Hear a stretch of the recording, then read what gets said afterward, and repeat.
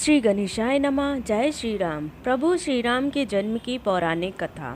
रामायण और रामचरितमानस हमारे पवित्र ग्रंथ हैं। तुलसीदास जी ने श्री राम को ईश्वर मानकर रामचरितमानस की रचना की है, किंतु आदि कवि वाल्मीकि ने अपने रामायण में श्री राम को मनुष्य ही माना है।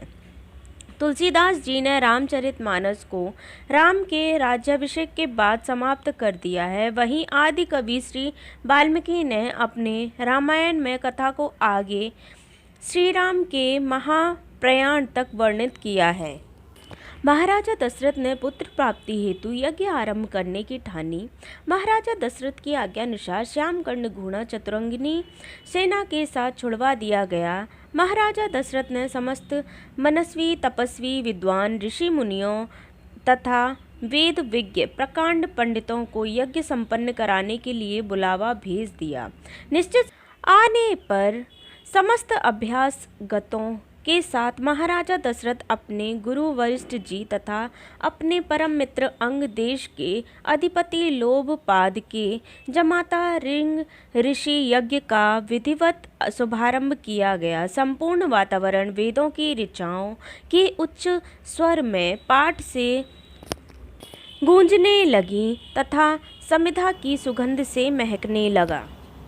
समस्त पंडितों, ब्राह्मणों, ऋषियों आदि को यथोचित धन धान्य, गौ आदि भेंट करके आदर सहित विदा करने के साथ यज्ञ की समाप्ति हुई। राजा दशरथ ने यज्ञ के प्रसाद चरा यानी खीर को अपने महल में जाकर अपनी तीनों रानियों में वितरित कर दिया।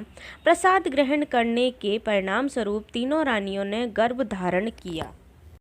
जब चैत्र मास के शुक्ल पक्ष की नवमी तिथि को पुनर्वसु नक्षत्र में सूर्य, मंगल, शनि, बृहस्पति तथा शुक्र अपने अपने स्थानों में विराजमान थे, कर्क लग्न का उदय होते ही महाराजा दशरथ की बड़ी रानी कौशल्या के गर्भ से एक शिशु का जन्म हुआ, जो कि नील वर्ण, चुंबकीय आकर्षण वाले, अत्यंत तेजोमय, परम कांतिवान तथा अत्यंत सुंदर था। उस शिशु को देखने वाले देखते रह जाते थे। इसके पश्चात शुभ नक्षत्रों और शुभ घड़ी में महारानी कैकेयी को एक तथा तीसरी रानी सुमित्रा के 2 तेजस्वी पुत्रों का जन्म हुआ।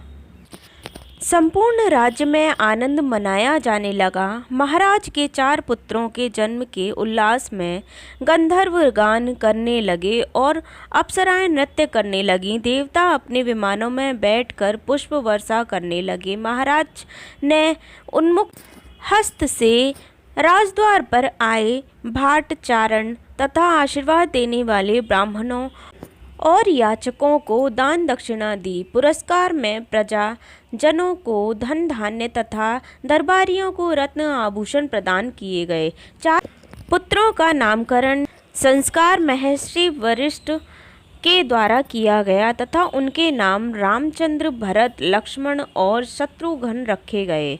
आयु बढ़ने के साथ ही साथ रामचंद्र गुणों में भी अपने भाइयों से आगे बढ़ने तथा प्रजा में अत्यंत लोकप्रिय होने लगे। उनमें अत्यंत विलक्षण प्रतिभा थी, जिसके परिणाम स्वरूप अल्प काल में ही वे समस्त विषयों में पारंगत हो गए। उन्हें सभी प्रकार के अस्त्र शस्त्रों को चलाने तथा हाथी, घोड़ों एवं सभी प्रकार के वाहनों की सवारी में उन्हें असाधारण निपुणता प्राप्त हो गई। वे निरंतर माता पिता और गुरुजनों की सेवा में लगे रहते थे।